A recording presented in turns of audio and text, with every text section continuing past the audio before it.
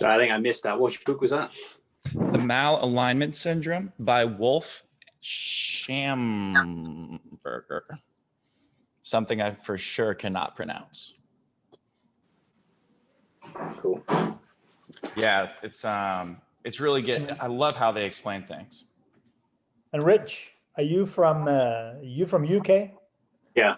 Yeah. So I bought it from Amazon Deutschland, and this is way cheaper than from Amazon United States. Okay. Just for info. I got it for 68 euros, and I think in the US I saw it for $108 or something like that. Yeah. I paid like 95 for mine, but I think the price has also gone up in the last couple of weeks, just because I think people are talking about that book a lot more. But yeah, you guys should definitely check it out. So here, I'm about to pull up the slides for week 12, which is kind of sad. It's our last one. Oh, go ahead, Rich. It's a quick question. So, well, we'll see. With with the ISA, yeah. So you've got your rib measurements. I can't remember where I've heard this, so it's probably you just clarifying something or letting me know where it might be. That sometimes the left diaphragm can sort of flatten, and it causes the left rib to flare. What's causing that? What is that? It's because the right diaphragm is sitting on top of the right liver. So it's like positionally better able to leverage itself to be in a relatively more ascended state, whereas the left diaphragm doesn't really have as much stuff in the way. So literally there's just not stuff blocking it as much as the right, and the right one's bigger anyway. So the right one can descend, but it also has the liver to, like, for lack of a better term, bounce off of it and then just ascend after that. Whereas the left side has a tendency to become inflated and stay inflated. And then you have this situation right here. Okay, yes, it's flattened. Yes, because we want the diaphragm to dome, not be stuck in that. Yeah, cool. Right. Mm-hmm. All right. Anything else before we get started today? Sean Light will be talking on Thursday at our normal time. If you guys have ever met him, he was a big influence on me when I was very, very first starting out online. And then Saturday at, I believe, what is that? Did we say 10 a.m. or 1 p.m. for the, it's in my phone. 1 p.m. Yeah, I have 1 Eastern. Yeah, Amy, you're right. So I have 10 a.m. Pacific time on Saturday for sure for our posture session. And then we'll also answer any final questions you guys would have there. That just might be a longer session where you just chat for a while. So I'll just not have anything planned for that morning. We'll just do our thing. So, all right. Anything else? I have one quick question that I feel kind of stupid asking because I feel like I should already know the answer to this. But I'm going to ask it anyway. So the difference between when you're in a short seated and a long seated row, because I did this yesterday and I did not feel a difference in my body, but what is it biomechanically meant to do? I think if you think about it just in hip flexion, I think things make a lot of sense. So just in terms of hip flexion, if you're in a short seated position, you're going to be in like 120-ish, 110-ish. So you're going to get some external rotation, counter nutation like this, which is also why you should feel your sit bones in a short seated position, because if you don't, you're very likely to just roll too far back and then you're going to be in this position here. So I would say definitely this is more counter nutation, external rotation bias. Long seated is the opposite. That's going to be more nutation, internal rotation focus because of that 90 degrees of hip flexion. But in both cases, you would still want to feel your sit bones. Is that bad that I didn't feel a difference? Oh, sorry. It could just be the lighting. But yeah, so nutation, internal rotation for 90 degrees of hip flexion and long seated, and then counter nutation, external rotation in more short seated position because you are just passively in more external rotation and hip flexion. Do you see the difference? So counter nutation, short seated, nutation, long seated. Okay. Internal for long, external counter rotation for short. But Amy, were you asking there whether you couldn't feel the difference between the two? Oh, Right. I thought you said C, Amy. I'm so sorry. I totally didn't understand that right. I got the AirPods in. So you said you couldn't feel it. That like terrible? I don't think so. No, I think that it's just the pelvis moving, because remember, when the pelvis is actually like when I'm doing this stuff with the pelvic model, this is so exaggerated that that's not actually how much it moves. It's like what, 2 or 3 degrees in the SI joint. So it's really like, see if I get better light. It's really more like that. And it's really more like that. You know what I mean? So you're not going to feel that necessarily, but it will be happening just because that's how biomechanically the body works in different degrees of hip flexion.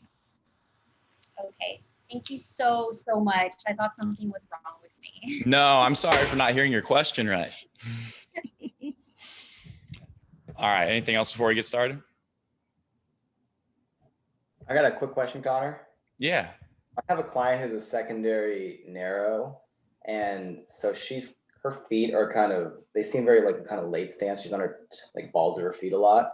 So with someone like that, I know that if we look at phase 1, we want to get them like she doesn't have expansion in her pelvis. We want to get expansion there.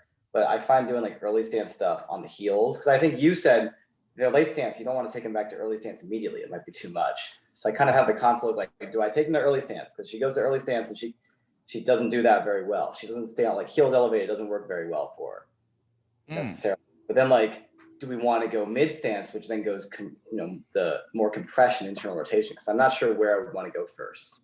What does her foot do when she goes heels elevated? It just goes into her toes a lot. Like she hovers it goes into like a floating heel, even though it's like elevated already. Interesting. Do you use a ramp or plates? I use a ramp. That's interesting. Okay. So not too bad, but for lunge, like split squats, is where I see it a lot, and hip thrusts.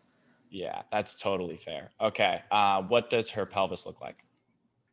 Like measurement wise? Yeah. Okay, 1 second. Let me find it.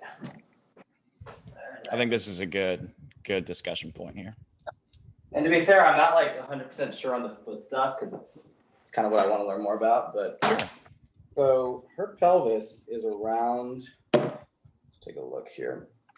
She's got like maybe like let's see, her squat is maybe like, I feel like it's 100 to 120 degrees, but it's not below parallel. She gets like very hingy. She can toe touch, like full toe touch. Her supine knee to chest is like around 90 on both sides. Like the right side, the left side's better. Mm-hmm. Her straight leg raise is like 40 on the left and 30 on the right. Her IR is like 10. It's like her IR and ER is pretty similar on both sides. It's like 10 to 15 IR and 40 ER, I'd say, somewhere in that range. And yeah, like that. That makes sense. And I'd kind of have worked with people before that do that. So really, it wouldn't be an issue if you could get her to be effective in the heels elevated position. It's just that being in that position makes it hard for you to get what you want out of it. So that's what's going on. Yeah. Yeah. Okay. So what would Sorry, go ahead. Yeah, no, I was just saying, what would you recommend I do first if they're having trouble with that? I would say, so there's a couple of different schools of thought here. I would say one thing you can do in a heels elevated position to get her to come back is to either do a different grip with the dumbbells or with whatever you're using, or you can do that squat where you put a band around their back, pulling them forward into extension. And then you pull them into their mistake. So that's just like R&T stuff, right? So like you're just back here on your heels and then you can do that. I had a podcast with Matt Domney and he kind of like, I forgot about that stuff and it works really well. So give that a try. But also if you find that she's not responding well to that, then I would just say, take out anything that's going to do that until she has a better reference of her heels. I think if you gave this individual a lot of internal rotation right now, you might compress her quite a bit. She's narrow, yeah? Yeah. Yeah. So I would say have you tried adding tempo to those squats yet? I have. The squats are okay, but it might just be familiarity, but like front heel elevated split squats or front foot elevated, like tough, stuff like that. Yeah. And hip that makes sense. Yeah. I would say probably if they're really struggling in a split squat, especially front heel, I would just take the heel elevation away. Just don't even go for it in that exercise, but still train one leg. And then use like, a heels elevated banded tempo goblet squat to get the expansion you're looking at out of hip flexion in a squat pattern. Okay. And then like maybe progress them in the future if they get to it. Yeah, because I totally know what you mean by those people, by those people who just can't do the front heel elevated stuff. It's just too awkward. I totally, yeah. Okay. And I think I've seen you do the videos with like Zercher sort of like split squats and squats, right? That's what you're talking about, where they're like being pulled forward, so they have to stay very upright and back. That would be another very good option you could do. Yeah, like that single arm Zercher, especially like if this person's super compressed and they need to like turn into it. You know what I mean? One of those deals, that could be a good way to go. Okay, cool. Thanks a lot. No problem. Anything else? All right. Well, let's get into it this week. So this week's always fun. And I just want to preface it by saying, I don't want to do all the talking. So if you guys have anything that you want to discuss at any point, especially on this week out of all the weeks, feel free to just stop me or put something in the chat and let's just talk about it, because I think having different perspectives is really good. That's why Sean's coming on Thursday. And also why I think this, out of all the weeks, is something where we should hear what everyone's kind of doing. So just keep that in mind. But we're going to start off with a little bit of business stuff, and then we're going to coaching stuff, and get into business. So let's talk about the brain first really quick. Now, the brain learns movement through use of the frontal cortex. So the frontal cortex is kind of what makes us human. I think most of us know that. A lot of our personality is within the frontal lobe, but also it's highly active when we're learning something for the first time based off of visual and proprioceptive information. So what we're basically doing is we're lighting up our frontal cortex so that we can basically get this movement we're learning to go on the hard drive. We have two types of working memory. We have two types of basically processes within our brain. We have our working memory, which is I'm actively thinking about something as I'm learning it. And I'm thinking, like, for example, in a golf swing, okay, I need to, let's say, God, I suck at golf, but I need to take my club away less inside, right? That's like thinking about it as you're doing it. Whereas the hard drive is something where you're just completely not thinking about it whatsoever, like free throw shooting in a game, for example. What's interesting, at least to me, I think, is there's this study done that compared the frontal cortex activity between the best in the world and complete novices. And the best in the world, theirs were lit up, right? But the world-class archers, those people were basically, they didn't really need to rely on that as much because it was implicit at that point. It wasn't something they had to actively think about because they already learned it. And I think we all probably know this, but it's good to differentiate and define these terms before we talk about them in more detail. So there's been a lot of studies done that show, and this you can read about this in like motor learning, skill acquisition books. I went on a little bit of a tear. Like before I got into PRI, I was really into this actually. And this is what I was really fired up about for a while. So I read all these books and it's quite interesting. I think it has a lot of carryover. So I'll give you guys some recommendations if you want those, but explicit movement is exactly what we've been talking about. So I'm going to think about like beef in free throw shooting, right? That is thinking about it as you're doing it. But implicit is where we want to get people with a lot of the stuff we're doing, because that's going to free up the working memory to focus on other tasks in the environment. You don't want to be thinking about how you're walking when you're doing it. You don't want to be thinking about how you're running when you're doing it, or how you're doing a bench press after you've done it for a while.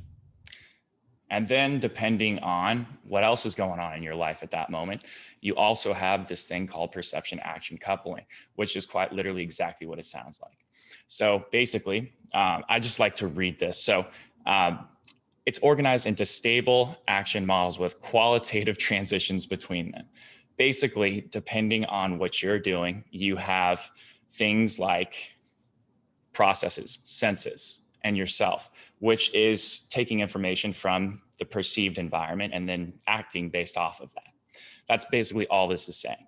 So there's something you see in your environment that causes an action or a perception, and these things become coupled together. So that's going to be a big part of what we're trying to do within our programs and exercises as well.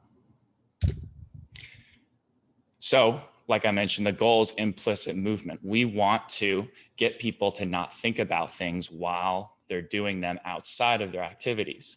So, for example, the reason why we have a breathing component of a foot reference on the ground, the reason why we have specific positions we put people in and muscular integration on top of that is because when they're done, when they're training, when they're just going about their life, we don't want them to think about it. Because if they're thinking about, well, I need to strike with the lateral border of my heel and then my hamstring needs to come on, and that's going to be so much less efficient. And there's some data out there that also suggests if we think about the way we move while we do it, especially gait, it's actually much more metabolically expensive because the body self-organizes for a reason. And all we're trying to do is get it to reorganize around a different, basically skeletal position and allow the nervous system to accept that. Attractors and fluctuators are a Franz Bosch thing. If you guys have ever read his book, Strength Training and Coordination, he talks about this a lot. Another book I recommend a lot. So attractors are things we want stable pretty much no matter what. These are things that always should be present regardless of who we're working with. So for example, that would be a forward lean and deceleration. If we didn't have that, we would probably either not decelerate very well or we would fall on our backs. A positive shin angle and acceleration. If you don't have that, you don't have late stance mechanics, and then you're not going to be very fast. So I think you guys kind of get the idea with this. And here's like a specific example as it relates to pitching. These are things you want to see pretty much no matter what. Fluctuators, on the other hand, are the opposite. These are things that can vary depending on the perception action coupling, depending on the individual task, the environment, all of these different factors. So this could be hip position in a deadlift, depending on their goal. Reaches in an exercise, an angle of attack in a tennis forearm stroke. I tried to think of something that would be more sports specific there. So given this information, I think it's important that we identify what our own attractors and fluctuators are for movement. So for example, for me, I want to make sure in a deadlift across the board, they have a pretty neutral pelvis. They have some degree of a stack. Their hips are above their knees and below their shoulders. Unless you have some really interesting deadlift going on. And then your eyes are going to be generally up. I don't want them to be down, but I don't want their neck cranked to the ceiling either. And then fluctuators is going to be shin angle, feet width, and grip. Really basic example right there. On a hook line bridge, this would translate over to the attractors being posterior pelvic tilt, the knee flexion, and the sternum being up. I want those things no matter what, no matter who's doing this exercise. And then the fluctuators are going to be the degree of hip extension they can get in, how high they can get their hips off of the ground before they extend, the degree of reach, and also how they're breathing through it. I think you guys probably get the idea. But I think if you want to be able to coach things effectively, it's important to know what you have to have and then what's going to vary. It's like picking your battles, so to speak. All right, let's get into a little bit of cueing things now. So again, there's a lot of terms in here, but they're just things we already know. It's just depending on how you're interpreting it and what book you're getting it out of. So the guidance hypothesis is literally just verbal feedback, right? It's just saying people rely on a certain degree of verbal feedback to get a dopamine response so that they associate that, let's say, action that was executed successfully as to something that's good and they want it to happen again. But they can also become too dependent on it because that could potentially detract from their ability to work on their own, or if they're not getting the validation from their coach, that can be demotivating. And I think I need to mute some. One sec. There we go. Okay, this is what I find really interesting. We probably cue too much. This study showed that augmented feedback once every 5 reps was superior to learning than after every single rep. But I think people just starting out, and we have some younger coaches in here, including myself, I think we like to cue a lot. And we like to do it after every rep because we want it to be perfect. But that also prevents them from self-organizing and making mistakes. And mistakes are the best way to learn, right? So if we're not going to allow them to fail, then it's going to be very challenging for them to go execute these things when we're not there. So I actually try to keep this in the back of my head with every single session I have, is let them feel it out a little bit, let them make some mistakes. And then sort of once every 4 to 5 reps, I'll throw something in there. I think a lot of us are familiar with this too, but this is going to matter more later on a little bit. So external focus is, I think we know that the research has shown pretty overwhelmingly that this is going to be better than internal cues unless the person is a total beginner, because then they're going to lack body awareness and they're going to lack the ability to basically know where their body is in space, know where their limbs are in space.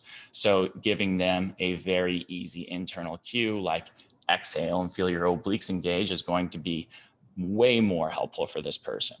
Whereas if they have a degree of proficiency in what they're doing, an external focus is going to be way more effective in most cases. And just to illustrate why we know this, when it comes to pretty much anything we care about within athletics or performance, it really is better, especially if they have a degree of proficiency. That's max force production, coordination and efficiency, speed, and even endurance, which I think is quite interesting. So how to cue? Well, this is an extremely exaggerated example. Probably don't use this, but it's really good for illustrating my point here. The more imaginative, emotional, and related to their own life, the better. Like, how are you going to get this 75, 80-year-old lady right here to deadlift that weight off the floor, right? What am I going to tell her? Well, I can't make it related to the latest Instagram content. I got to make it related to, I don't know, something she probably does around the house. So I'm not going to I'm not going to have one cue for everyone, right? That's why when you're especially coaching these exercises that have tons of different positions and tons of different things going on, you'll find cues, and we'll talk about a couple in a second, but you'll find things that click with people. And especially if you can make it related to their life, that means that you're listening to them and they know that you know what they're about and you know what they know. They know that you know what they like, right? That you guys have a relationship and you're drawing from that so that you can use that within your cueing. And I find that that's a really good way to increase some buy-in and sort of deepen that relationship a little bit. In terms of metaphors, I think this is also really fascinating. Do you guys remember this from geometry class? I hardly do, because I didn't take a math class after my junior year of high school. That's how much I love math. This study showed that, I don't even know how to pronounce that. Every single time someone will tell me, but then 12 weeks pass and I forget how to say this word again. So they used this theorem as a metaphor to teach beginners the concept of a serve in ping pong. And that actually increased their implicit learning as opposed to using a more traditional type of cue in the study, like a more internal reference, so to speak.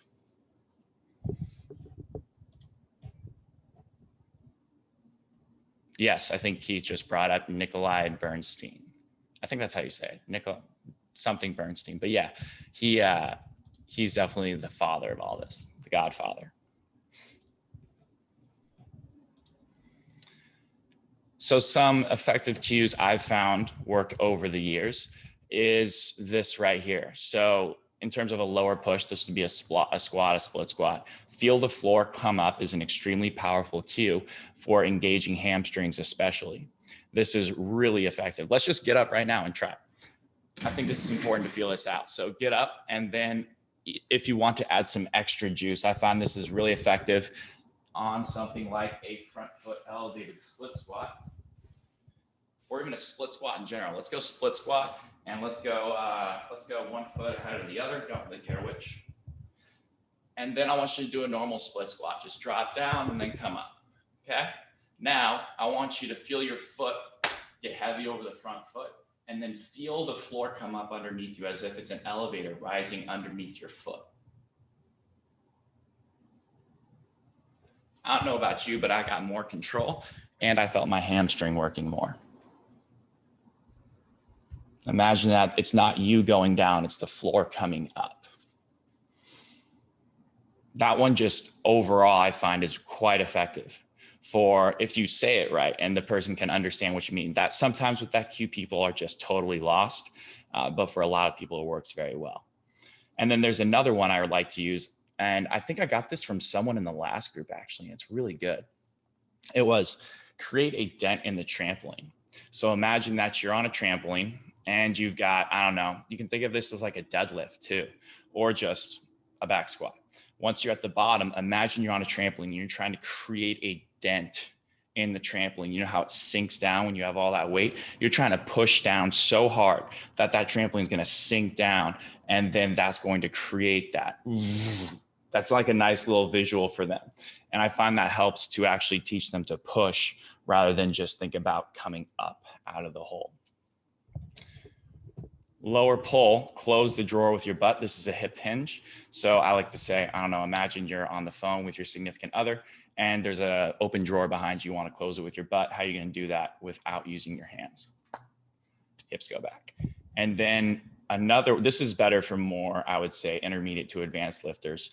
But if you want to get people to get a little bit of thoracic kyphosis when they're deadlifting, which is not the end of the world, and in fact can be very beneficial, is to reach the bar to the floor. Let's say I'm doing a barbell deadlift right here.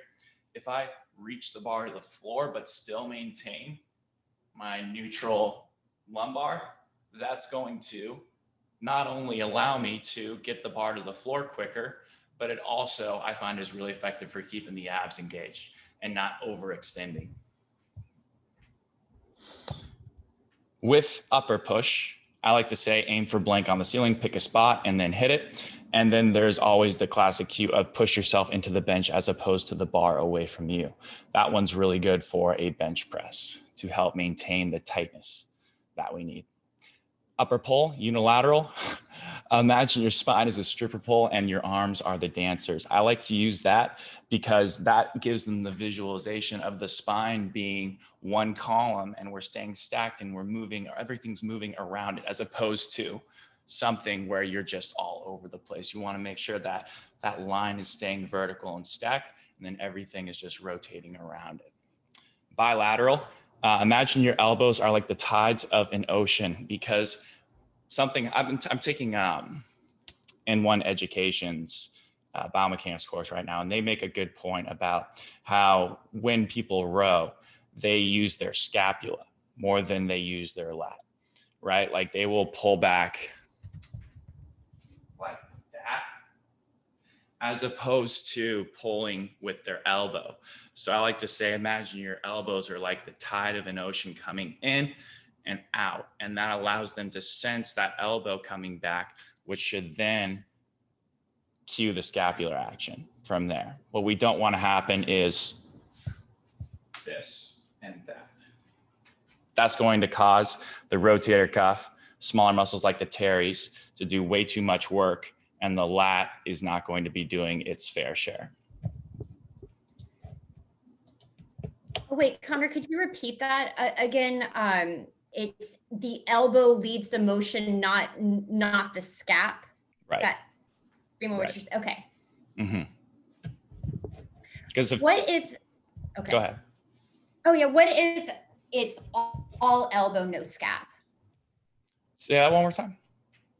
What if it's all elbow and like shoulder and no scap? Sometimes, like I've witnessed more of like elbow pulling and less movement of the scap. So so sometimes I've cued like find your scap and then find your elbow, just because their scap's not moving. But I've just been doing it wrong, I guess. So I don't think so. I don't think you've been doing it wrong. I think that if you pull the elbow, then the scap will come with it. It will, like, because you literally cannot dissociate these things from each other. So I think if you're cueing the elbow to come and you pull the elbow back, once you get to the midline, once you get to about here, that scap needs to start retracting alongside with it. If it doesn't, then you have something probably funky going on with your mechanics. So I think if you cue the elbow, the scap will follow in most cases. And then I'm going to see if it does that. But if it doesn't, then I'll get into the retraction aspect of things a little bit. But I think if they're leading with this, it's usually not an issue.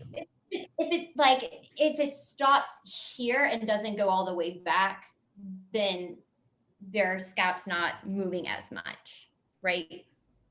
I probably totally because I just cued this morning, lead with your scap. So I feel terrible right now. No, it's just one time. I mean, you're totally fine. Don't worry about it at all.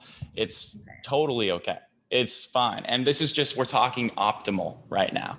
So I think if you cued it once, it's not the end of the world at all. But yes, if they pull to their side, their scap is definitely moving. But if they pull further back than that, I don't usually find that's entirely necessary all the time. Some people really crank it back.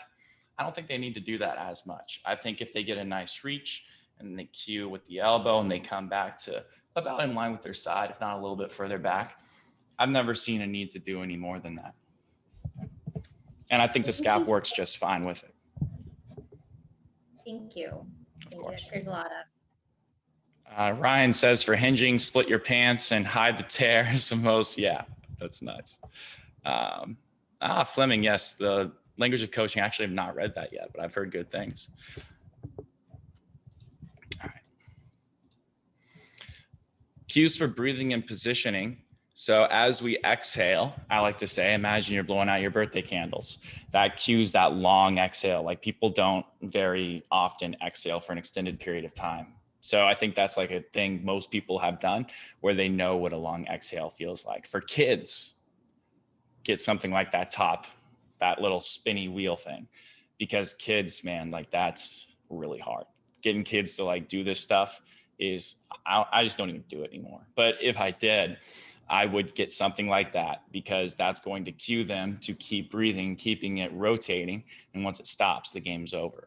So that could be a really effective tool for even older people too. That can be effective. In terms of a posterior pelvic tilt, it's honestly really hard. I sometimes got away from it because it was a little bit too, I was just sick of doing it. But this cue right here of just imagine your pelvis is a bowl of water, spill it out the front and then spill it out the back. That's so effective for so many people who don't know how to do it. So I have to keep that in there. But another one that works, especially for kids, is imagine you have a tail tucked between your knees. Another one that works in a supine position is imagine there's a bug underneath your low back. Squish it and then slightly raise your hips towards the ceiling. And I'll usually add to that, pull down on the wall with your heels to do that. And then you also want to make sure throughout this that they're still pointing their sternum to the ceiling or the floor, like it's a laser pointer. I think I got that one from Pat Davidson. He did that one of his power hours. I think I really like that because you don't want that sternum to depress when you posteriorly pelvic tilt, because there's a difference between a posterior pelvic tilt and lumbar flexion. So we want to make sure we're not getting the sternum to drop. In terms of hip shifting, I like to use the cue. Let's all stand up and do this one. Imagine you're pulling your stance leg out of wet cement. So imagine I've got my left leg here in a split squat position. I want to do a hip shift. I'm trying to pull it, right? Pull it back, and then you can't move it out because it's stuck in wet cement. What that usually will do is I'll cue them to get that knee to come back and that hip to come back, and then you got adductor. Another thing I like to do for hip shifts is not cue a hip hike necessarily, because that is not a hip shift. That's a lateral pelvic orientation.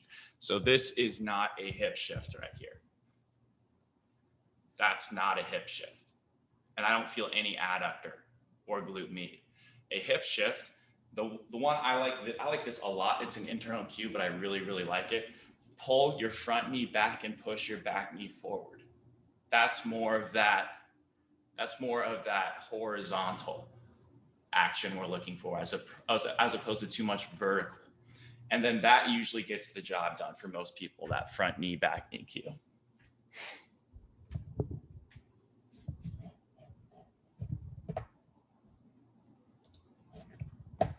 In terms of demonstrations, this is technically a delicate interplay according to the literature, but it's honestly not like, I honestly think we can overthink this sometimes, but I think it's interesting to talk about at least. So too many demonstrations, they're going to be dependent on you for them. This is true if anyone's ever worked in a sports performance setting where you have that one athlete that will just not leave you alone. Like you'll explain it and you'll say, all right, go do your thing. And then they come up and say, how do I do that? I'm sure you guys have experienced that before with someone.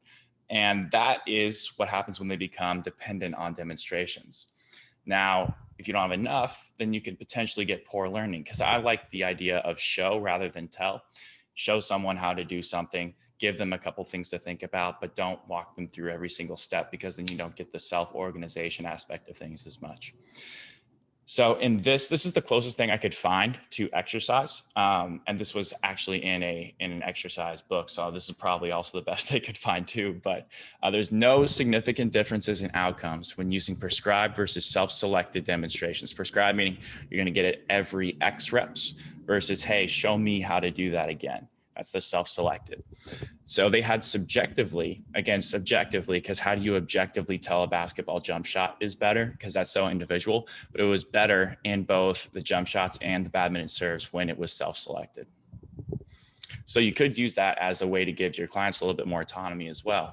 But overall, it seems like 10% of total reps at first seems to be the optimal zone, and that's at first. And then intent. So we've been talking about this a little bit, but I think it's really important to talk about, especially as it relates to these, like getting people to walk and run better, right? So the brain couples intent to action of the task. So an example he uses in his book is, imagine that someone asked you to draw your name as big as you could on a whiteboard, as big as you could.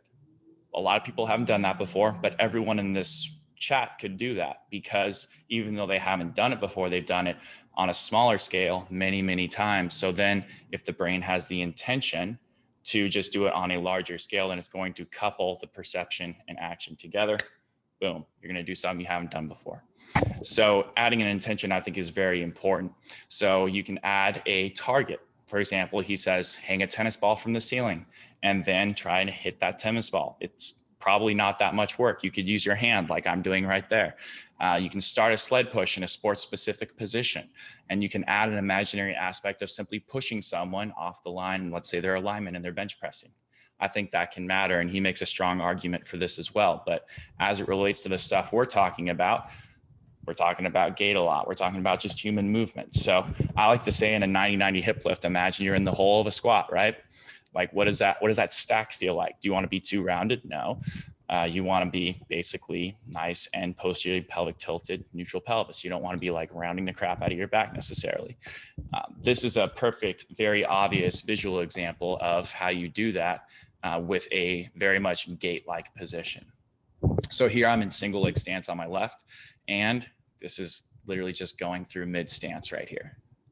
So I'm definitely cueing this person, hey, I want you to feel like you're walking. I want you to imagine that you're in mid stance right now. I want you to feel that. And I want you to just hold this position. I do this with runners sometimes. I'll say, if you can't do this for 2 minutes and not still feel your adductor, your glute med, and your oblique on that side, then how are you expecting to be able to go on a 5-mile run and get in your left hip over and over again? It's going to be really hard. So I make this a endurance activity sometimes. I don't know if it has 100% direct carryover, but I do find that anecdotally that if they can do this for a long time, their runs usually go pretty well.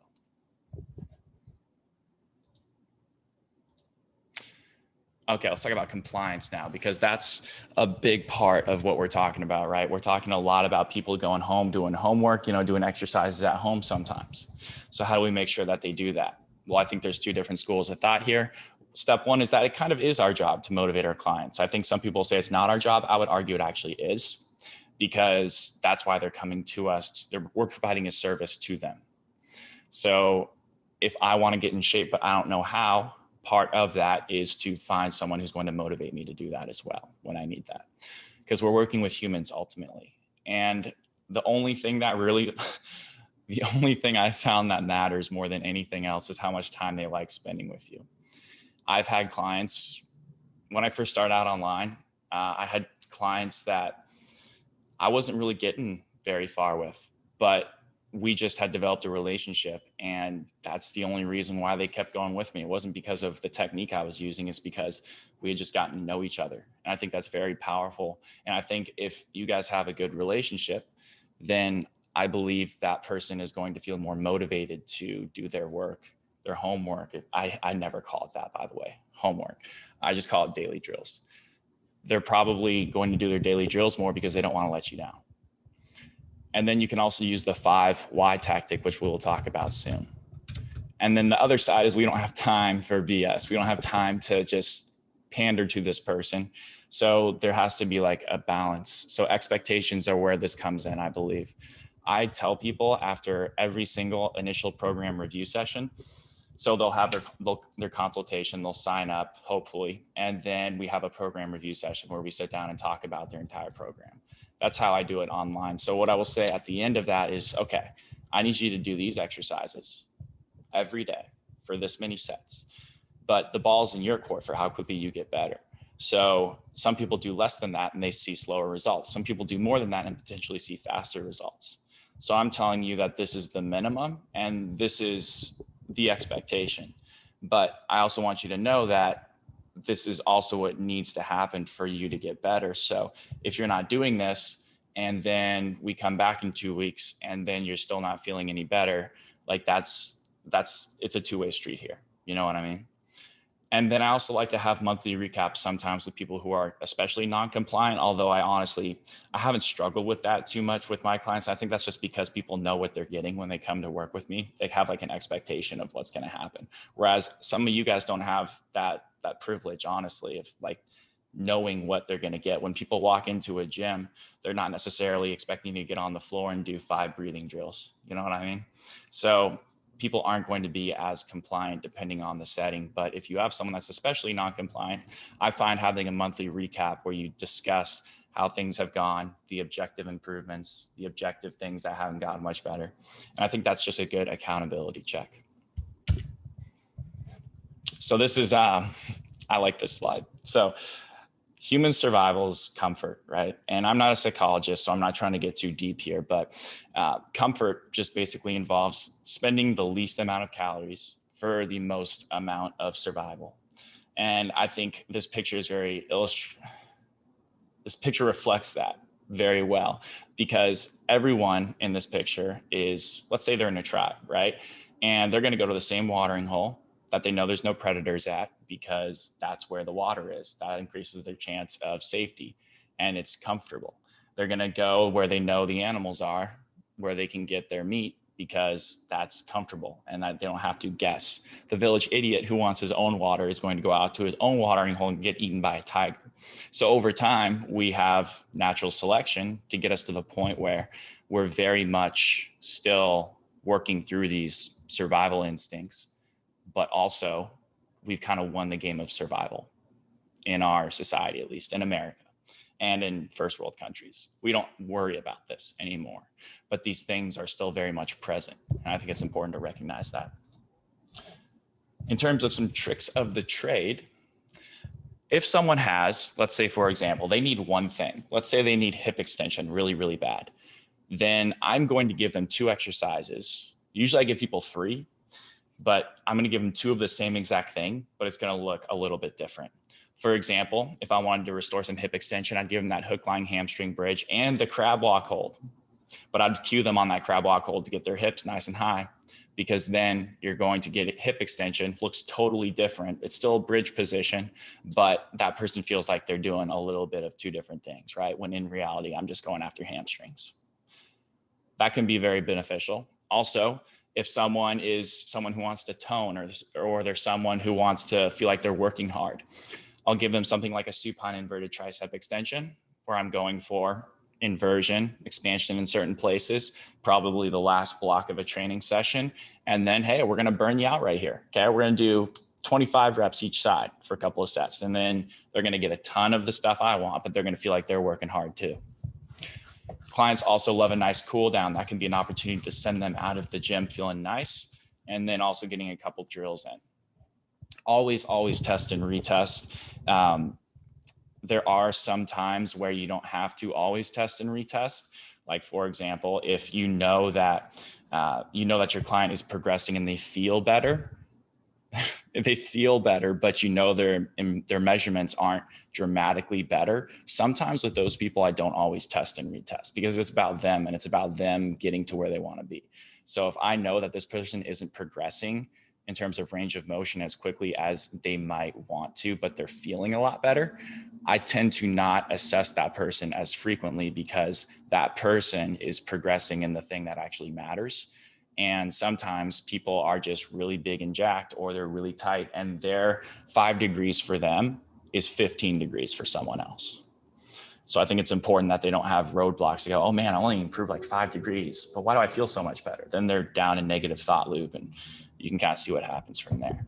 So I always just kind of tailor the test and retest to the individual I'm working with. And then demonstrations allow you to get some work in. I think as coaches, we probably know this, but I use that all the time, just for myself, just selfishly. When I'm demoing something, I'll do like 3 breaths of something. And then before I know it, I've probably done 25 breaths of, corrective exercises for myself. That's 5 sets of 5 right there. It's a really, really beneficial way to do it. All right. With that being said, I'm going to get some water really quick, because my mouth is just disgustingly dry right now. So I'll be back in 5 seconds. Does anyone have any thoughts on any of that stuff?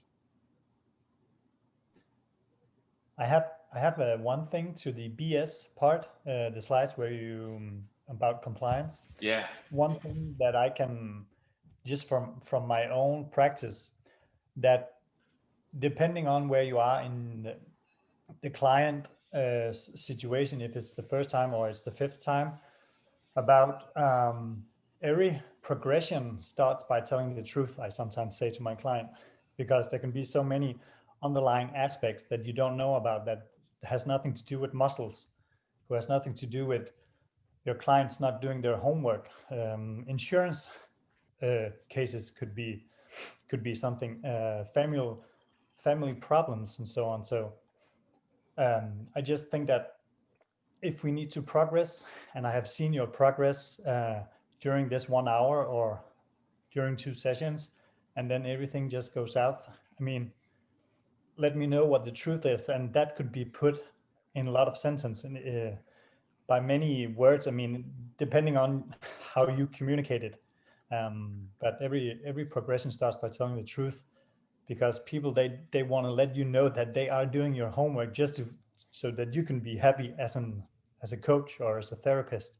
So that was one add-on or one comment, and the other one was that test and retest. I think that's where we differentiate from below average and average to above average. Yeah, definitely. Yeah. And I think the test and retest thing can be humbling for ourselves sometimes too, because sometimes we'll give someone 3 exercises. It happens to me all the time. I'll give someone 3 exercises and then no change. And it's like, oh man, okay, well, now I need to really it's like pressure, right? Because now you really got to pick something that works. So at that point, you go to I encourage you guys to get in a situation like that, just go really basic. Don't get more complex, just go way more basic. Because that's always what I come back to. I'll be like, oh man, I'm trying this, I got this guy contorted on a twister board, but then I just go and you give them something like an all-4 breathing, and then things get better. So it's easy to get deep, more complexity is what this person needs. It's often the opposite. So I would just say, test and retest all the time, because that's telling you guys exactly like what you said, Fleming, the truth of what's actually going on with that person. And people, they will always ask you, so yes, for example, if you want to be better at doing a squat or whatever it is, and okay, I have done the squat 5 times in a retest, so maybe this is just therapy. Then if you know that you're improving all this for yourself by doing, let's say, ER drills, well, then do one really hard IR, for example, and then let's retest and see if that gets any worse. Yeah. I do that for example. People, they will judge me and my work in terms of their well-being, in terms of their own comfort zone in terms of their making salience. If this doesn't make sense, then why should I trust you? So test and retest. It's hard because you're using their time and you're using their money. Yeah, but it's valuable. I think it's the most important thing we could do, because like no one else is doing that. Right. So also, how many times is a PT or how many times is a trainer giving someone an exercise to help them feel better, and they don't retest them? They're just like, this is what you need. Here's a prescription that, I got off of a website for my degree. Here you go. And then that may or may not work, but no one is really out there going, okay, let's try something. Did this make you objectively better? No. Okay, let's try something else. And that also, I think, is what's going to drive a ton of business to you guys once you start doing this on a big scale, because I think that's huge. All right. So in terms of some business stuff, I just want to start off actually by saying I've gotten this information from a lot of different places. This is not just me. I don't feel like I am in a position where I can sit here and preach about business principles, because I've only been doing this online business thing for like a little over a year, and I'm just not that experienced at it. So I'm drawing from a lot of different books, a lot of different people. Sean will be here Thursday to talk about it, but I will tell you what works for me. And then that can be more or less valuable to you guys, depending on what your goals are. So branding, I think, is very important. You guys would know this, and I'm not going to use myself as an example. Like, I'm not trying to say like, look at what I do and how good this is. That's not what I'm trying to say. I'm going to bring up the things I do because that's my own experience. It's not me saying this is great, do this. It's just, this is what I know. So these are also two really good examples of people that have the same looking content all the time, pretty much regardless of what they're posting. On the right, you have Adam Menner, who has the same text, the same sort of like title, a little quote or something right there. And then he's in the same recognizable gem. Dr. Andy Chen is here on the left, and he always has content that looks like this. So I think it's important that, like, right when I would bet people that when you see a post like that, like when you see that purple, that fluorescent purple, when you scroll down and you see a post of mine, like, that's me before you even read a word, it right away. And it's, what have you associated that with? Is it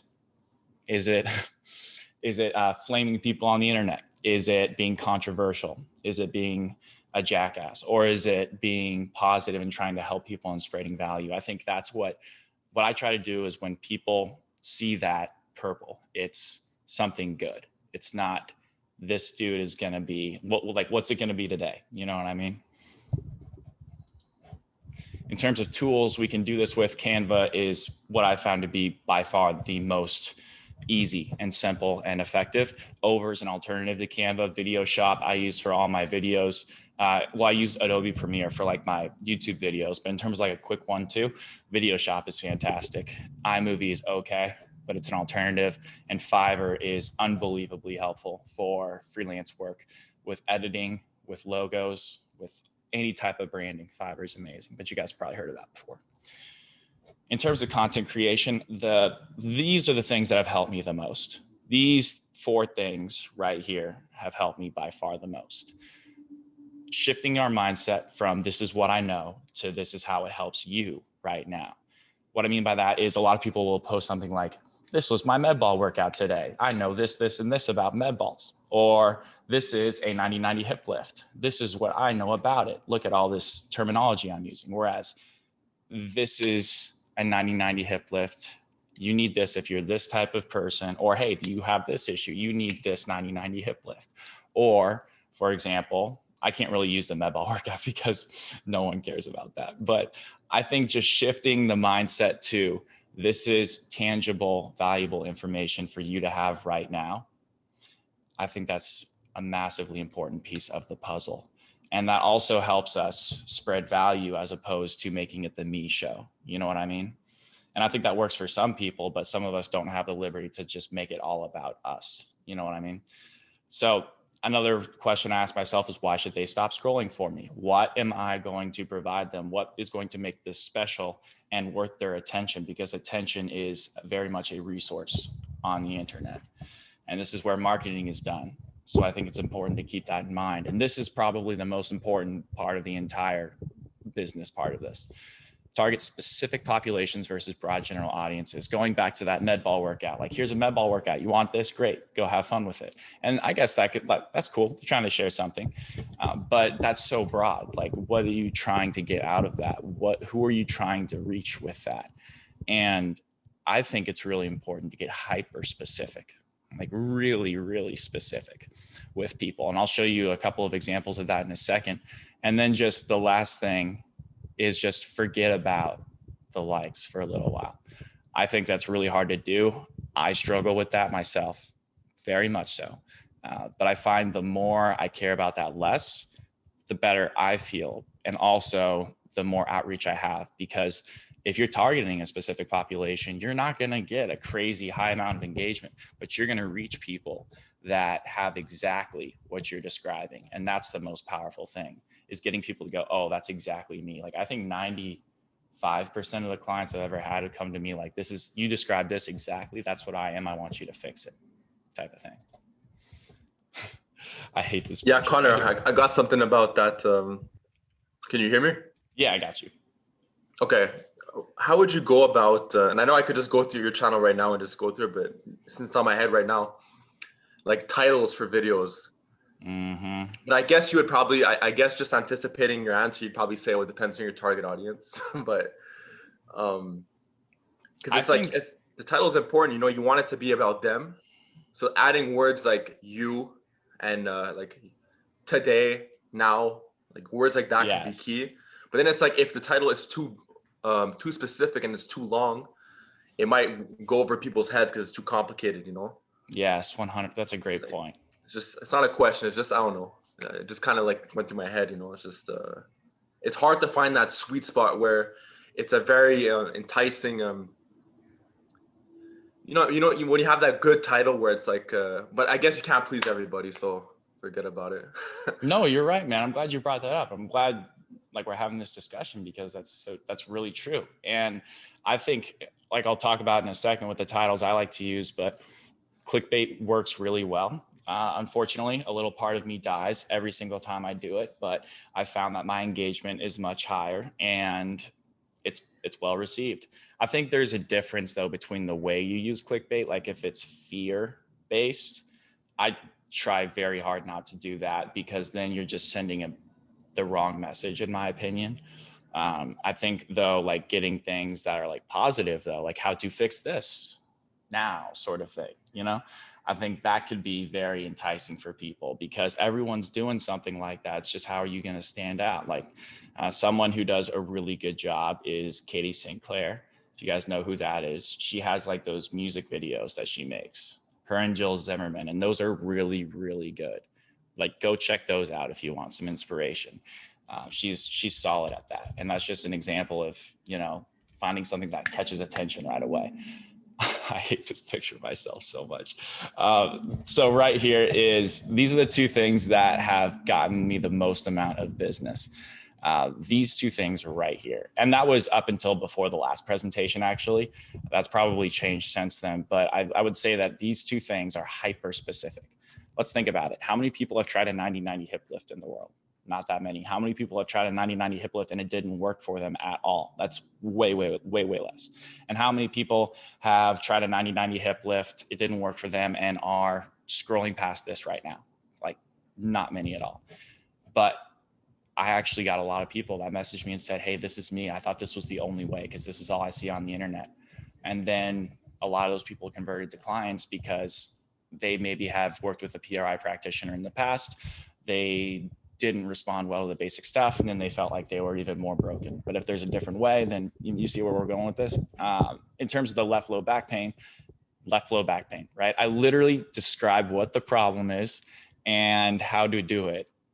I walked them through 3 exercises and they still wanted more business. They wanted to work with me because people just want confidence in what they're doing. They want you to be there to help them through it, which I totally understand because these exercises are not easy. So I think providing a ton of free value is the way to go. And we'll talk about that more in a second. But this is where we're going to go from here. So 7 exposures is, you ever heard that before? Has anyone ever heard that there? That it takes 7 exposures on average for someone to buy something from you.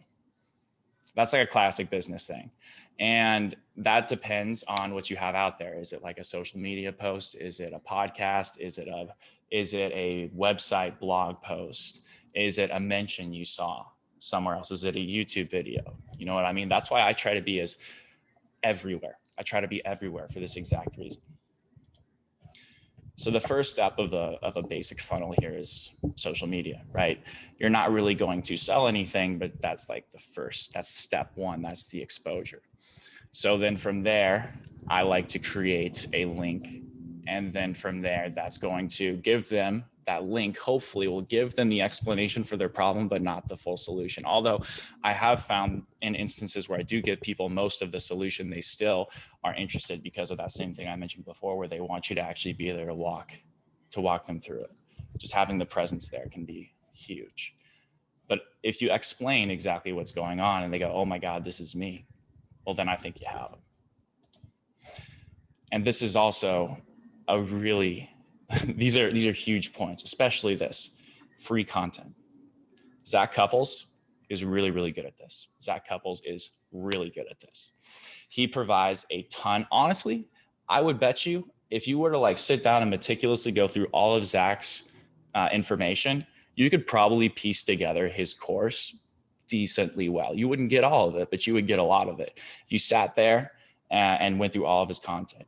And he probably knows that too, but he knows that you're probably not going to do it because people aren't going to take that initiative. They want to pay to have someone explain it to them personally, or they want to pay to have the experience of hearing it from them in a medium where they feel like they're really engaged.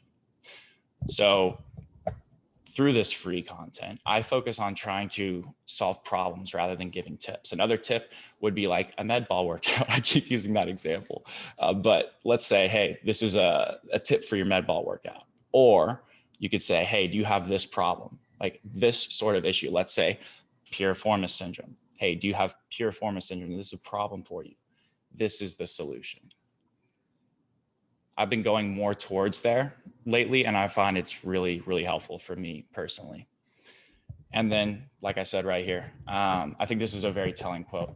Warren Buffett has told us every single step he took to become successful, and he doesn't care because he knows you won't do it.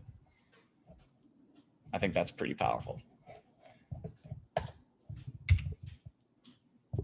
So I used to write a lot more blog posts than I do now, but just because I literally do not have time anymore. But when I did, I found this to be really beneficial in terms of the 7 exposures thing. I would just link a bunch of different exposures within a single blog post, right? I think you see this on the internet all the time. This isn't anything new or fancy, but Sean Light, who will be here on Thursday, is really good at this.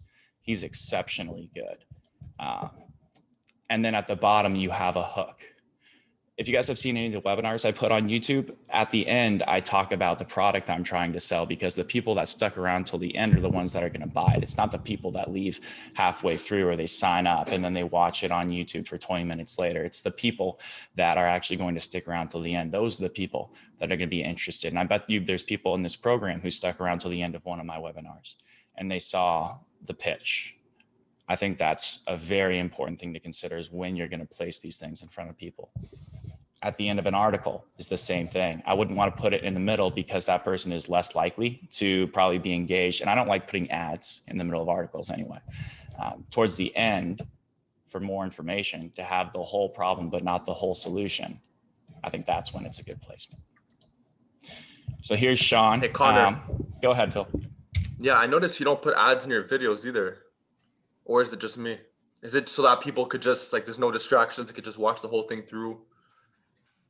No bullshit, pretty much. That's what I try to go with. Like, I don't want to give them any reason to not want to watch my stuff. You know what I mean? You find it comes off as a bit cheap when people monetize their videos? Because every 2.5 minutes you see some ad, or? Yeah, I mean, I think it depends too. It depends on like what your outreach is. I think you reach a certain level and the money is like really good. But, you know, I've got like 2,000 subscribers on YouTube. I'm not doing anything crazy, you know? So I think it's important for me, at least personally, to build up a very consistent association with whatever videos I'm putting out. Like, here's your problem, here's the full solution or most of the solution. Good luck and have fun, kind of thing. If you want more information, check out my website. Because I've seen some guys do exactly what you're talking about, where they would demonetize their own videos. There'd be no commercials, and they would actually put their intro or their product or whatever you want to call it at the end of the video. And they know that, okay, if this person's willing to watch my video for at least 10, if they could take 10 minutes out of their day to watch my video, chances are they'll probably, by the time they're at the end, they're at least semi-serious, and then they'll most likely invest in what I have to offer. As opposed to if you just throw it in their face right away, it's kind of like the turn off. Yeah, so I might actually try that out, man. Yeah, you should. And you guys should also check out Phil's YouTube. Phil is really good at, Phil has a very specific target market. You could tell him about it if you want, Phil, but Phil's really good at basically creating content that's appealing to them, but also interjecting some of this stuff within it. So I think Phil is on, how many subscribers do you have on YouTube, Phil? Like 10K? 13. It's big time. Close, like 12.8, whatever, but I'm trying to take a lot of the stuff that you're talking about and kind of make it a little bit more mainstream, if you will, you know? Mm-hmm. Definitely. But it's going to take time to really reach that point, but that's kind of like the goal right now. For sure, man. But you're off to a great start. All right. Appreciate that, man. So let's check out this filter from Sean right here. So I think this is a beautiful intro. So lots of white space. The title's very clear, picture of what's going on right away. And then look at how short this article is. That's all it is. But you can see that really short paragraphs. They're just sentences, really. This keeps my attention as opposed to just blocks and paragraphs of text. It's digestible. There's a lot of calls to action. And I think it's just really wet. And there's a little bit of humor in it as well. And then if you read the whole article, you're interested in more, you can click on this, which is going to take you to the other side of the funnel, where you can sign up for all of these different master classes he has, which this is a lot, but this is a really good example of where you can go with this. And then let's say, okay, let's register for free here. Boom. Okay, let's say that was the registration page, but then you're in at that point. You're on his mailing list. You're rocking and rolling at that point. And then I think we already touched on this a little bit, but don't you kind of want to know why your triceps aren't growing? Doesn't like a little part of you want to know? I know I do when I look at that. So I think that's why, a little part of me dies every time I do clickbait, but it really does work for a reason. Phil knows what's up. Okay, just a couple of quick things on the selling process. This is just how I do it. You guys don't have to do this at all, but this is just what I found to be successful, is having a very casual, no strings attached conversation style, like initial meeting, where you just get a feel for them, get to know them, and then also just sort of build a rapport, because they're not invested yet. But very rarely, if someone signs up for a free consult, are they not going to take advantage of your services, especially if you go through it like this process I'll show you in a second. I like to use a professional scheduling app. I use Acuity, but I've heard good things about Setmore and HubSpot too. These are the questions I'm going to ask. It usually won't be necessarily this order every single time, but this is also what I found to be very successful, generally speaking. So I just get a background on them, and then I ask them, why are these goals important to you? And then at that point, you guys ever heard of the 5 whys before? Anyone ever heard of that? You might once I start describing it, but basically it goes like this. Let's say you're working with a mom on an initial consult, and she's dealing with some back pain.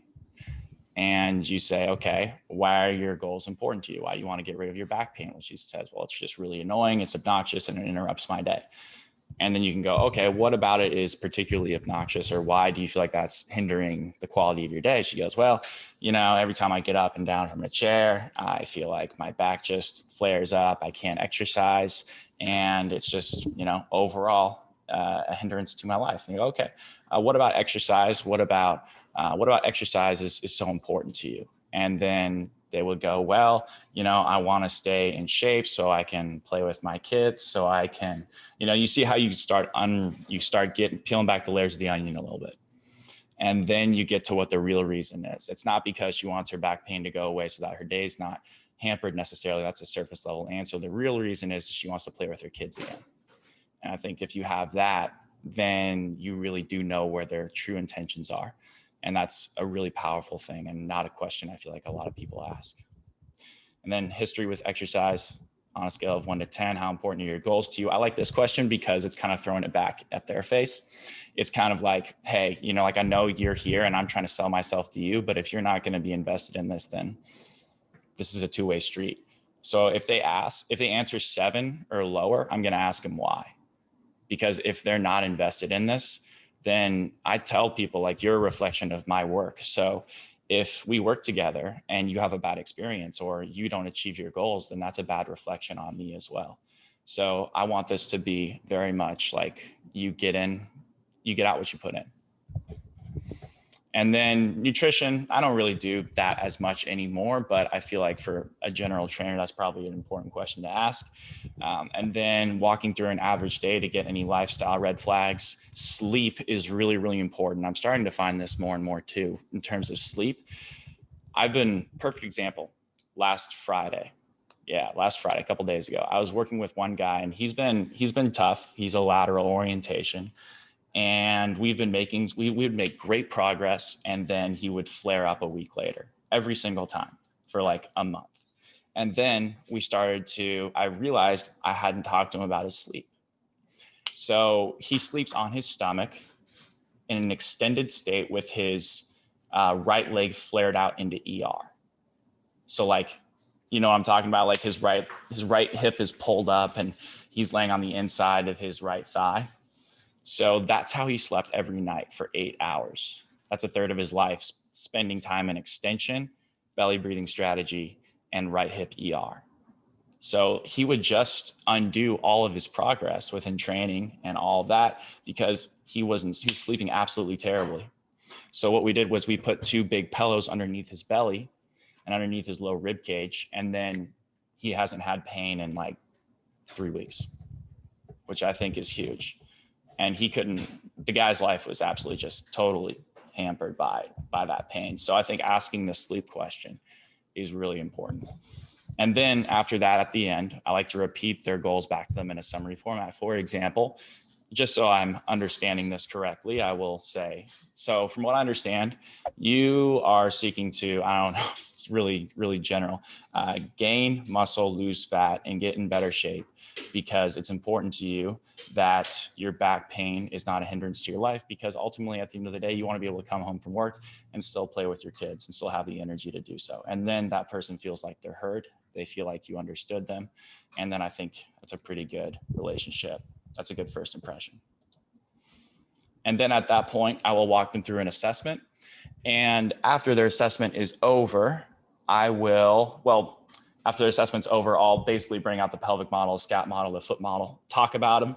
I won't go into as much detail as I used to. I used to explain the ISA. I used to explain the left AIC. Then I would explain what they actually are. And then it was just way too much. So I would say, just talk about where they're at. The underlying right side dominance thing I find helps. I don't go into ISA because that's just too much. And then give them an exercise that you know will work if you're trying to restore IR of the shoulder because they have a shoulder issue, or that's what they care about. Their bench press is hampered because they can't get the IR necessary for it.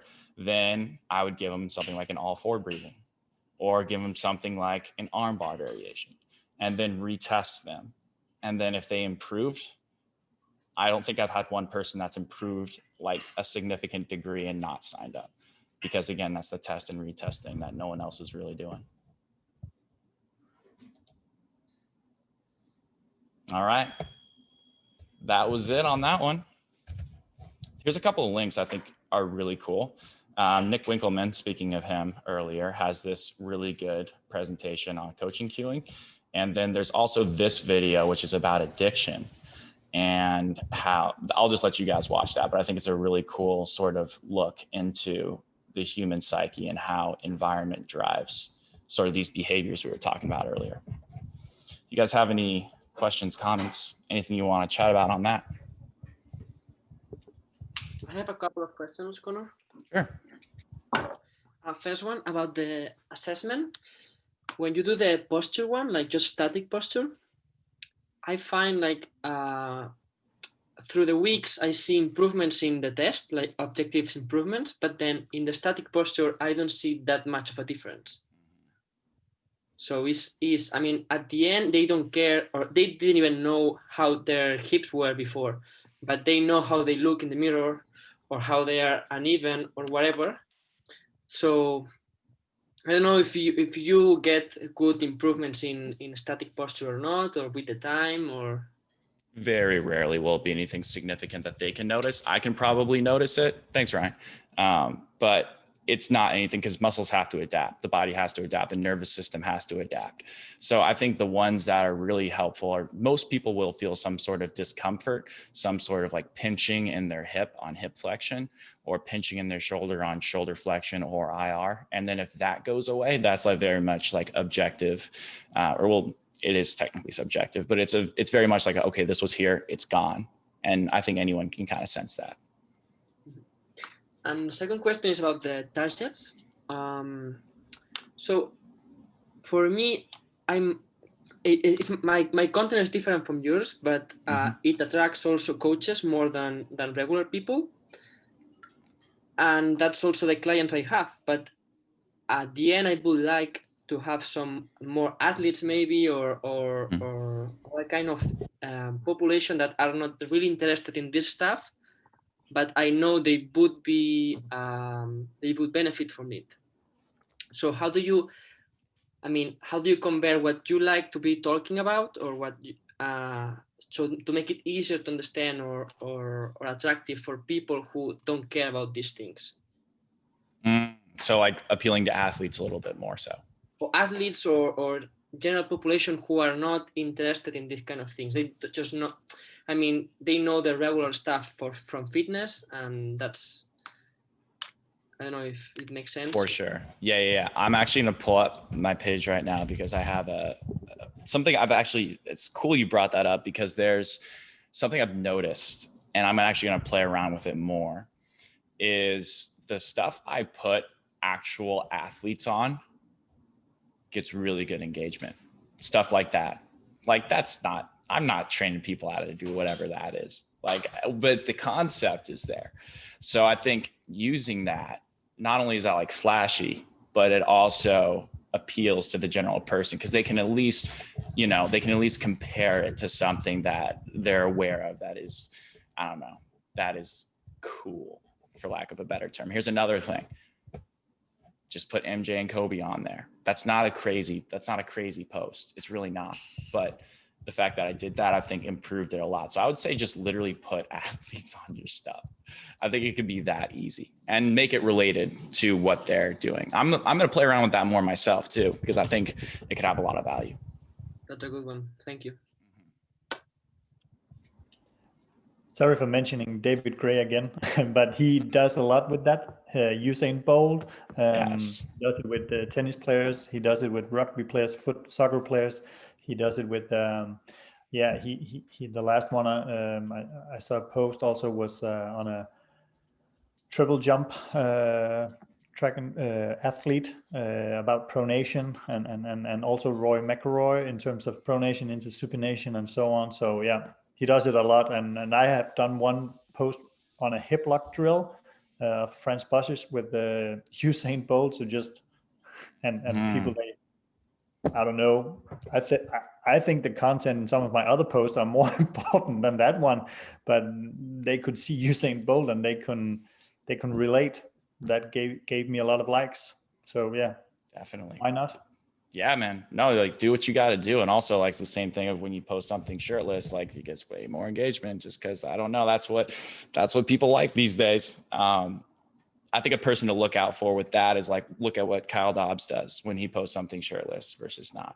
This is so superficial right now. I'm sorry, we're getting in this discussion, but it is important if you care about this stuff, it is important.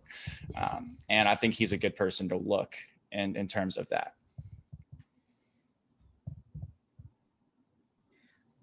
When you do like stuff with a shirt on, like your creepy guys like likes and DMs go way up. Yeah, different story if you're a girl.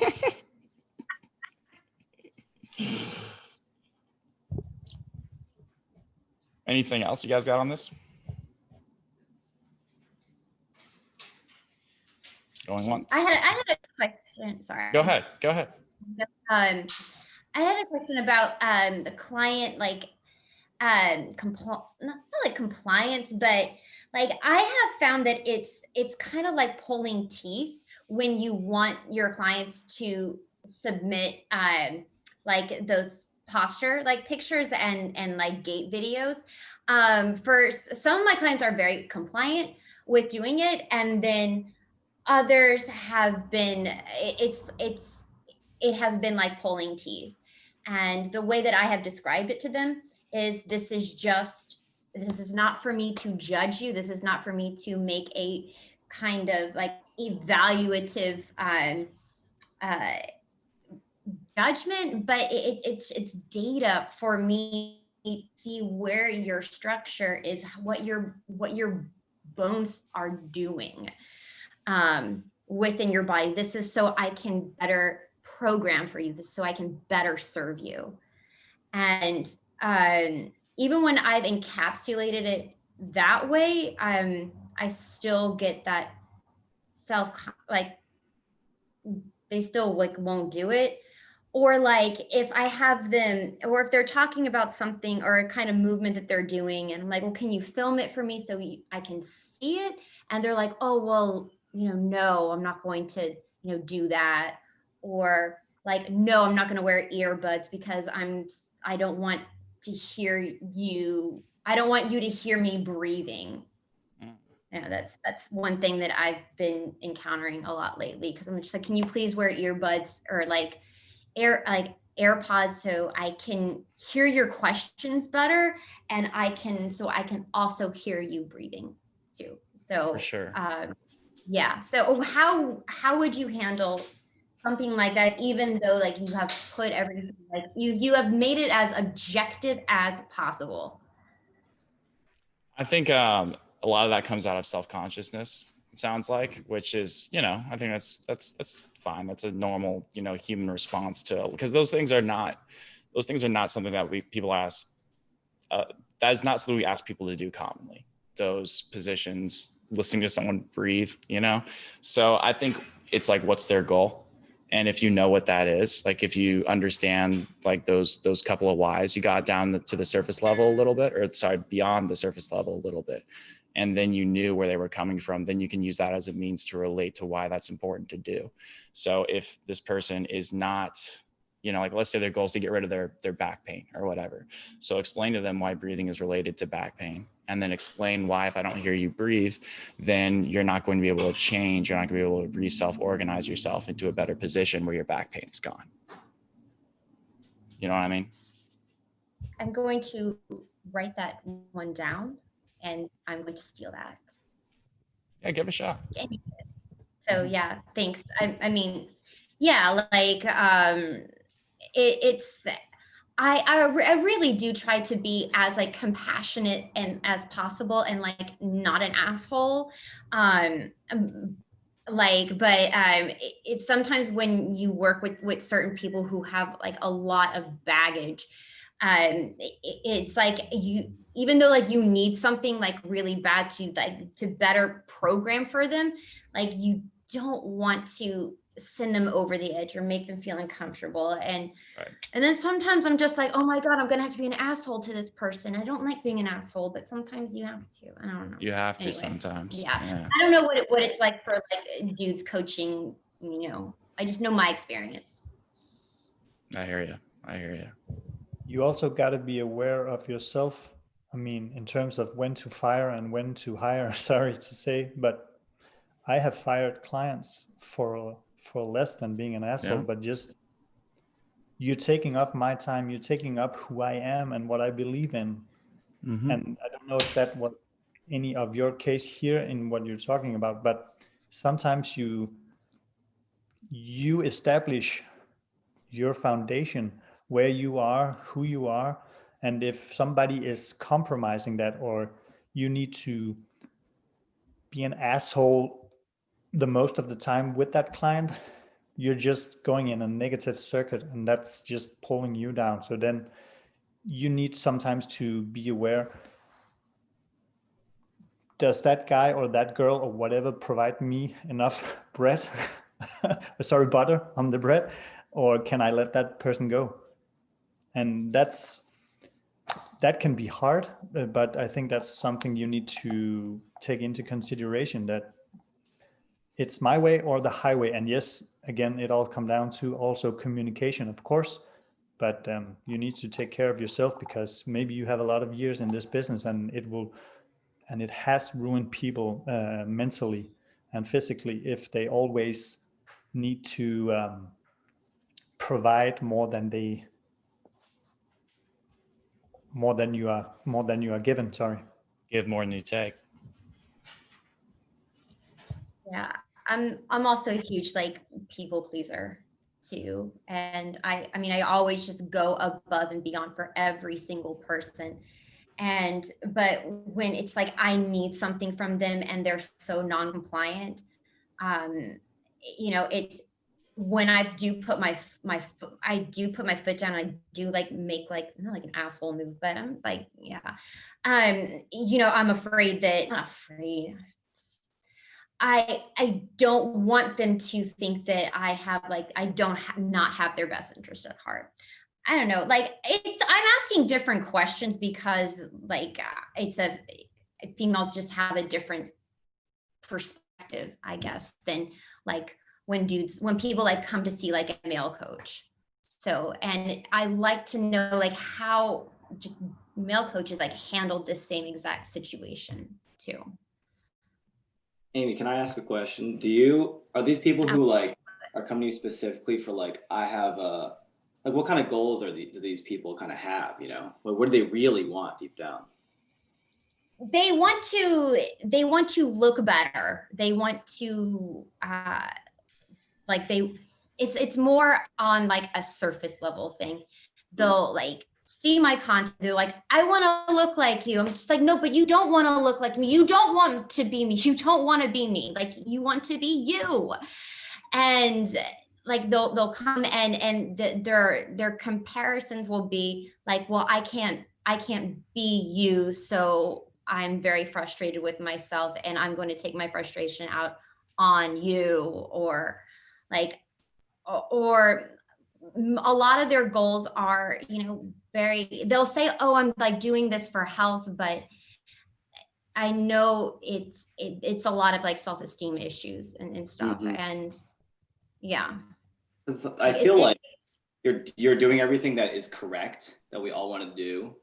And you're trying to be like, I want to do the best job possible. But sometimes people are like, I don't want to take a posture picture because I think it's kind of stupid or I'm lazy. And like, it's not that they're bad people, but they just don't want to. They don't see the importance. And like, it can be hard for us to get them to buy in on that thing. Cause like, it just is. It's like, especially in your case, if your clients are a little insecure or self-conscious, like it's really hard. It might be, if they're, I mean, and this, like if they're newer clients, maybe they're not bought in 100%. And if they're like longtime clients, maybe they just don't want to be bought in on that. And that's not like you failing them. It's nothing wrong if someone's like, I just don't want to work on that part of you or me.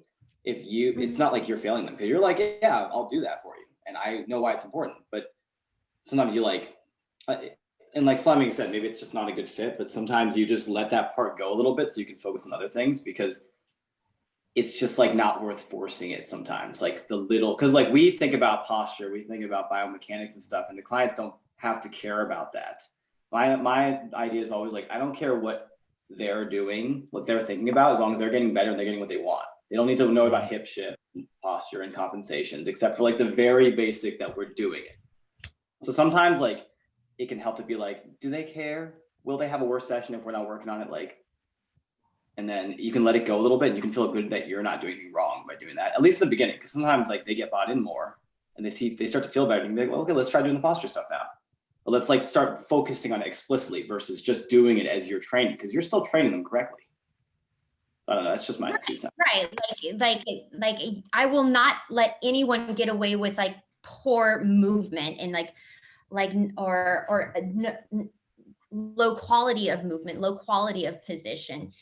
And but they're thinking like, oh, but like, why can't we just do like cardio, and why can't we just do burpees? I'm just like, because those aren't like, this is not what you're like, this is not how I train. This is not how I believe is this is how I believe the effective way to train. I think it's 50-50. It's half what Fleming said, which is he's completely right. Like sometimes if this person only wants to do certain types of HIIT cardio, doesn't want to do anything you want to do, you just say like, we're just not a good fit.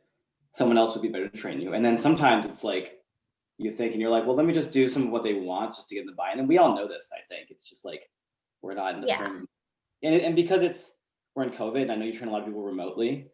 It's also one of those things where like, they might not have the equipment to be doing, to make it fun to do like the stuff we want to do, you know? Mm-hmm. So it might be like, they want to do more cardio because of that. And and I don't think that's anything wrong with you. It's just like, it's just a situation. It's just a person, you know? Okay. That's what I think. Yeah, like I do too much for every single person, I think.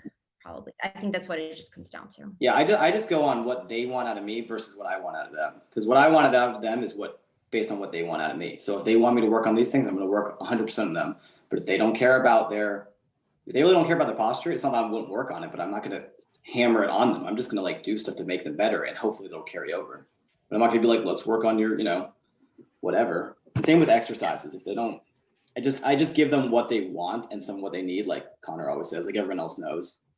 It's just the balance can be, sometimes we go too far to what we want to do all the time, what we think they need versus what they just want to have fun with or what they feel comfortable doing, Yeah, this is like really, really great advice that I'm hearing it from other coaches that are not females. They're like it's one of the reasons why like I'm here is because I want to hear a perspective that's not from a female coach, and how that can help me.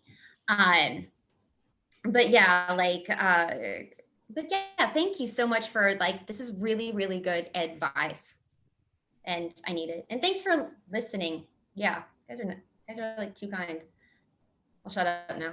That's what it's all about. Yeah, that was a good discussion, and I appreciate that. I appreciate hearing you guys, other people than me, talk for a bit. That was nice. Anything else you guys want to hit before we wrap it up here? One more question, Connor? Yeah. So I went quickly through the article that you showed from Son about the Copenhagen plan. Actually, you said it also some time ago, and I understand it doesn't fit the gait mechanic model, but if you are training an athlete who plays also horizontally and does shuffles and crossovers, it makes sense to me. It's a good exercise for them. Mm-hmm. It is, yes. But in terms of strictly the gait cycle, I try to make that clear when I talk about like the gait cycle. If you're talking about that, then yes. But if you're talking about like an oblique, some sling? I think it's like I can't remember the name of the myofascial sling, but it goes from the adductor, runs to the opposite side oblique and comes up. So that also has some value there. And I think that's important to think about. But in terms of just like strict gait, it's not the best in my opinion, but at the same time, it has value with other things for sure. Okay. Thank you. All right, guys. All right. I'll talk to you Thursday. I'll see you then at 9:30 a.m. Pacific time. Thank you, guys. Cool. Thank you.